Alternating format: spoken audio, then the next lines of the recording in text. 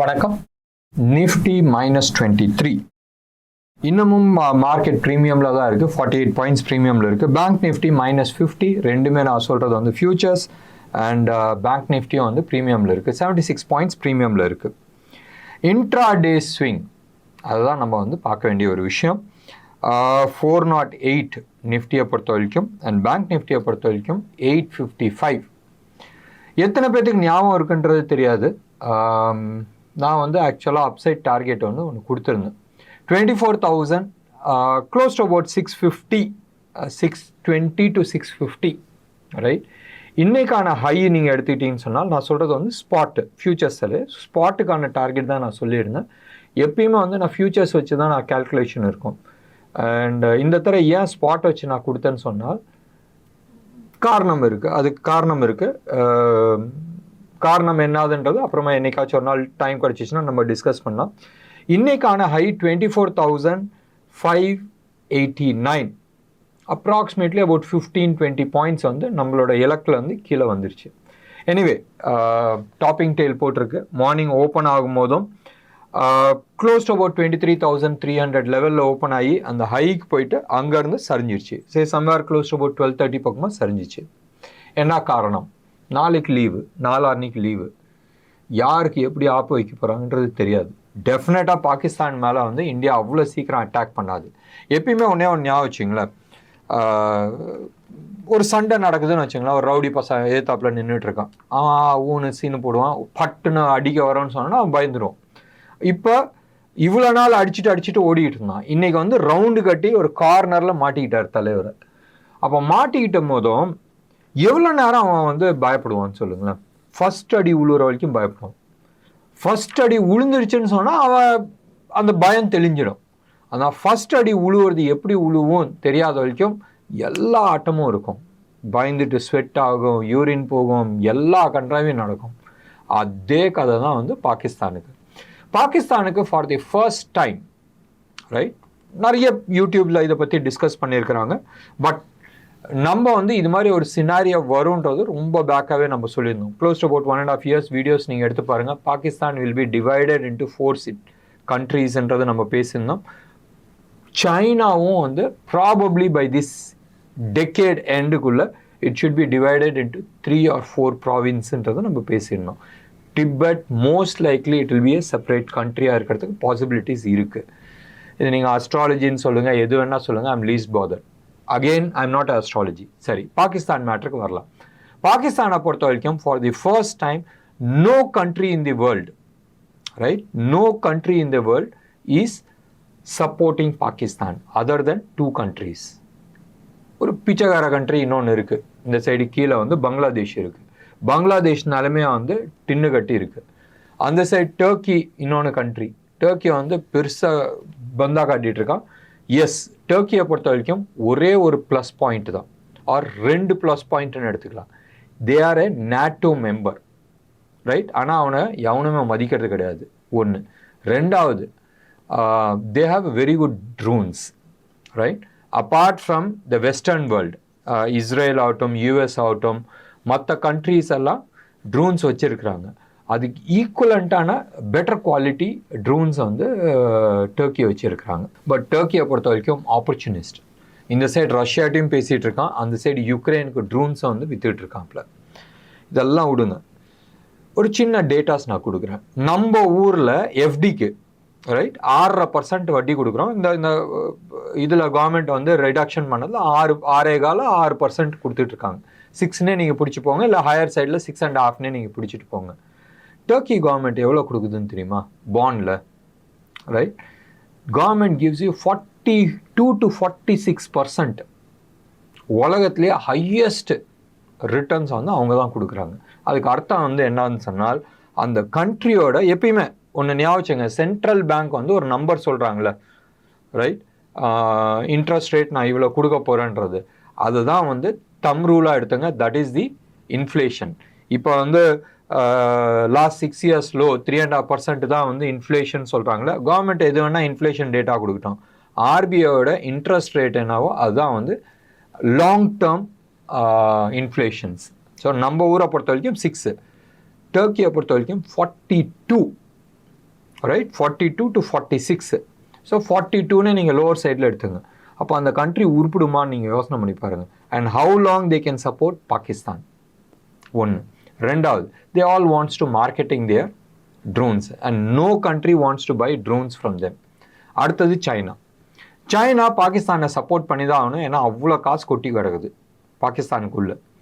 ஆனால் ரெண்டு கண்ட்ரிக்குமே, அது வந்து டர்க்கிக்கும் ஆகட்டும் இல்லை சைனாக்கும் ஆகட்டும், பாகிஸ்தானை பக்கத்தில் வச்சுக்கிறது வந்து it is not a advantage, it is a liability. அது வந்து ஒரு சொமை, ரைட்? பாகிஸ்தான்றது ஒரு சொமை.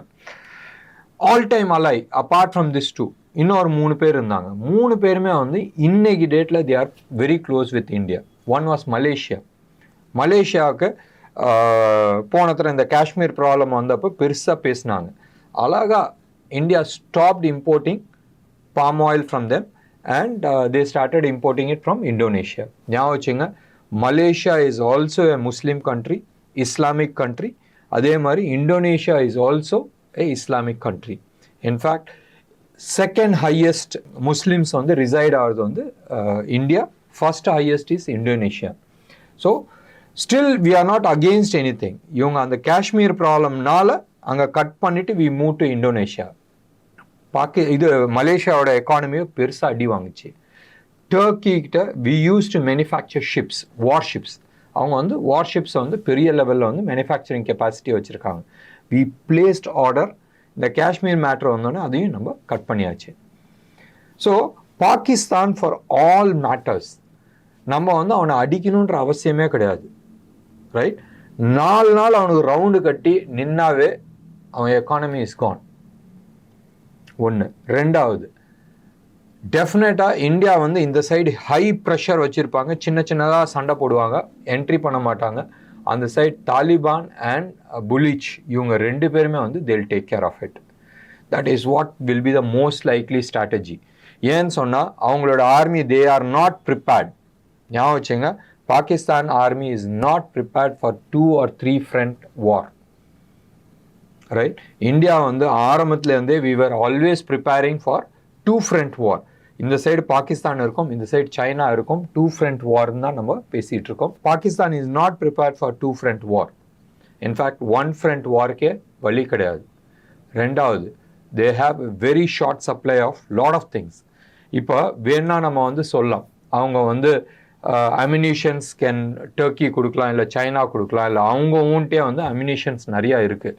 ஏன்னு சொன்னால் இவங்களும் வந்து யுக்ரைனுக்கு வந்து நிறைய சப்ளை பண்ணிட்டு இருந்தாங்க த்ரூ யூரோப்.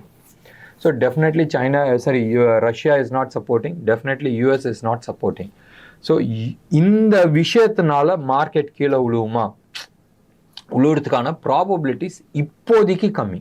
மறுபடியும் நான் சொல்கிறேன், உழுவாதுன்னு நான் சொல்ல, பட் உழுவுறதுக்கான ப்ராபபிலிட்டிஸ் இப்போதைக்கு கம்மி.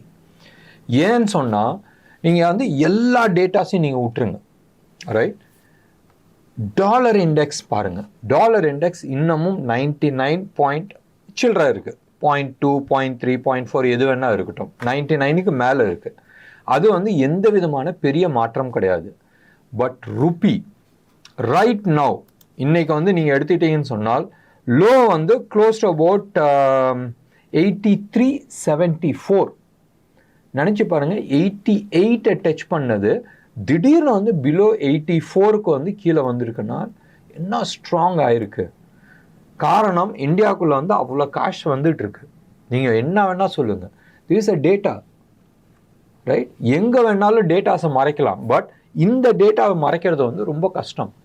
83.74 ஆர்பிஐ வந்து செல் பண்ணியிருக்கா, சான்சஸ் ரொம்ப கம்மி, ரைட்? கரண்ட் சினாரியோவில் வந்து RBI will be more interested buying dollars, they will not be selling dollars. ஒன்று. இப்போ ரைட் நவ் ட்ரேட் ஆகிருக்கிறது வந்து 84.35. Still it is a very good number. நினச்சி பாருங்கள், அதாவது இன்னைக்கு வந்து ஃப்ரைடே, தேர்ஸ்டே அன்னைக்கு நான் வீடியோ போடல, வெனஸ்டே அன்னைக்கு கூட இட் வாஸ் அபவுட் 85.10, 85.20 அந்த ஜோனில் தான் இருந்துச்சு. இன்ஃபேக்ட் 85.50 இருந்துச்சுன்னு நினைக்கிறேன். So definitely datas are very powerful. 1. 2. all-time high GST collection, 2.3 lakh crores. 2,30,000 கோடி. இப்போ போன தர வந்து ஜிஎஸ்டி கலெக்ஷன் ஜாஸ்தி வந்தப்போ 2 விஷயத்த சொன்னாங்க. இன்ஃப்ளேஷன் ஹையாக இருக்குது, விலைவாசிலாம் ஜாஸ்தியாக இருக்குது, அதனால வந்து ஜிஎஸ்டி கலெக்ஷன் ஜாஸ்தி வந்துச்சுன்னு. இப்போ இன்ஃப்ளேஷன் இஸ் கண்ட்ரோல்.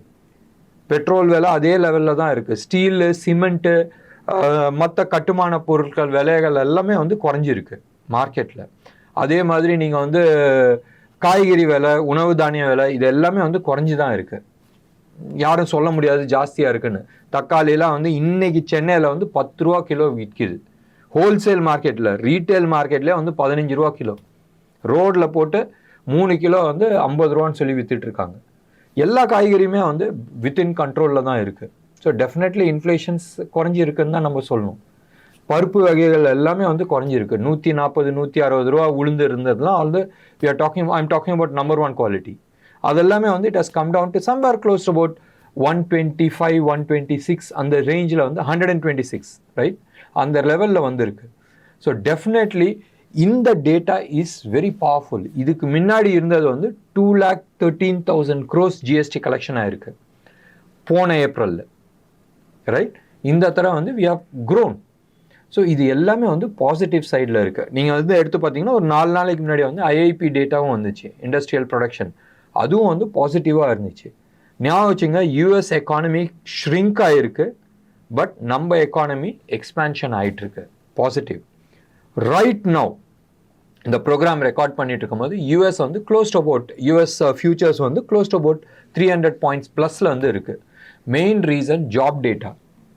நேற்று யூஎஸ் கீழே விழுந்ததுக்கு அவங்களோட எக்கானமிக் கான்ட்ராஸ்ட் ஆச்சுன்னு, சுருங்குச்சுன்னு, ரைட். இட் கேம் டு 0.3% வந்து சுருங்குச்சுன்னு. பட் இன்றைக்கி ஜாப் டேட்டா வந்திருக்கு, அப்படி வந்திருக்கு. நேற்று கோல்டெல்லாம் வந்து பெருசாக கீழே விழுந்துச்சு. நிறைய பேர் வந்து சொன்னாங்க அக்ஷய திருதி முடிஞ்சிருச்சு. அக்ஷய திருதிக்கும் இதுக்கும் வந்து எந்த விதமான சம்மந்தமும் கிடையாது. Yes, we import, but import எல்லாமே முடிஞ்சு போச்சு. ஹோல்சேல் மார்க்கெட்டில் எல்லாமே வந்து ஆல்மோஸ்ட் ஒரு 1 மந்த்துக்கு முன்னாடியே வந்து இம்போர்ட் பண்ணியிருப்பாங்க. இந்த கரண்ட் மார்க்கெட் ப்ரைஸ்க்கும் அதுக்கும் சம்மந்தம் கிடையாது. இப்போ ரைட் நவ் நம்ம எடுத்துக்கிட்டோம்னு சொன்னால் 9,650 இந்த ரேஞ்சில் வந்து 24 கேரட் ஹோல்சேல் ரேட் சென்னையில் வந்து விற்கிற ரேட்டு கோல்டை பொறுத்த வரைக்கும். சில்வரை பொறுத்த வரைக்கும் 97,100 per kg of silver, 999 quality, right. ருப்பியை பொறுத்த வரைக்கும் 84.35 இந்த லெவலில் வந்து ட்ரேட் ஆகிட்டுருக்கு. இன்றைக்கி வந்து மார்க்கெட் பெருசாக கீழே விழுந்துச்சு. எடுத்து பாருங்களேன், இன்ட்ராடே ஸ்விங்கே வந்து 400 points அண்ட் மார்க்கெட் க்ளோஸ் ஆகும்போது -23, ஒரு ஸ்டேஜில் வந்து +243 இருந்துச்சு. ஆனாலும் இந்தியாவிக்ஸ் வந்து ஒன்றும் பெருசாக ஏறல, 0.19% ஏறி இருக்கு. எஸ், டேஞ்சர் ஜோனில் தான் நிற்கிது. டேஞ்சர் ஜோன் சொல்லலாம்னா எலிவேட்டட் ஜோன்ஸ் சொல்லலாம். நம்மளது வந்து 10, 12 அந்த ரேஞ்சில் தான் தூங்கிட்டு இருந்துச்சு. 14 தாண்டுமான்றது ரொம்ப நாள் கெஞ்சிக்கிட்டு இருந்தோம். இப்போ ஒரு கொஞ்ச நாளாகவே வந்து 15க்கு மேலே வந்து நிற்கிது. இன்றைக்கி வந்து 18.26 பாயிண்ட்ஸில் வந்து இருக்குது, விச் இஸ் ஸ்லைட்லி ஹையர். இது வந்து ஆப்ஷன் பையர்ஸ்க்கு வந்து வரப்பிரசாதம். ஆப்ஷன் செல்லருக்கு வந்து கொஞ்சம் ரிஸ்கியான விஷயம், ரைட். ஆப்ஷன் பையர்ஸ்க்கு yes, it is a very good trade. இன்றைக்கி செக்டார் வைஸ் நம்ம பேசுகிறதுல அர்த்தம் கிடையாது, ஏன்னா மார்க்கெட் பெருசாக கிலோ விழுந்திருக்கு. டெலிகாம் செக்டர் தான் வந்து பெருசாக விழுந்திருக்கு. மெயின் ரீசன் வந்து இண்டஸ் டவர் வந்து ஆல்மோஸ்ட் 6% வந்து கீழே விழுந்திருக்கு. அண்ட் டாடா கம்யூனிகேஷன் வந்து க்ளோஸ் டு அபவுட் 2.1% கீழே விழுந்திருக்கு. இதுக்கு அடுத்தபடியாக நம்ம எடுத்துக்கிட்டோம்னா நியூ ஏஜ் ஸ்டாக்ஸ்லாம் இருக்குல்ல, பேடிஎம், டிமார்ட், பாலிசி பஜார், இவங்களாம் வந்து கீழே விழுந்திருக்கிறாங்க. இன்றைக்கி வந்து மேஜராக அடி வாங்கினது வந்து அப்பார்ட் ஃப்ரம் டெக்னிக்கலாக எடுத்துக்கிட்டோன்னா செக்டார் வைஸ்ன்னு எடுத்துக்கிட்டோன்னா டெலிகாம். பட் பார்வைன்னு ஒன்று இருக்குல்ல, அது பார்க்கும்போது எஃப்எம்சிஜியில் பிரிட்டானியா 2.8, நெஸ்லே 2.5, பத்தாஞ்சலி 2.5, ஜூப்ளியன் ஃபுட்டு வந்து 2%, நம்ம கல்யாண் ஜுவல்லர்ஸ் வந்து க்ளோஸ் டு அபவுட் 2%, இவங்களாம் வந்து அடி வாங்கியிருக்கிறாங்க.